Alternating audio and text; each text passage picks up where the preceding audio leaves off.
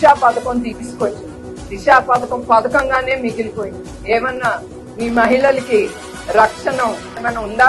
దిశ చట్టంతో Andhra Pradesh number 1 state in raping, ఆడాల మీద అత్యాచారం. ఇది ఎంత సిగ్గు చేయటం మనకి.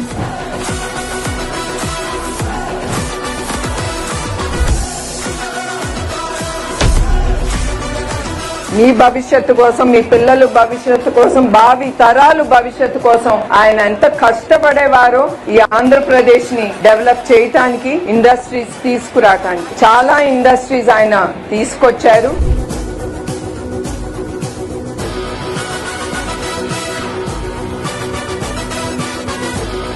జై తెలుగుదేశం.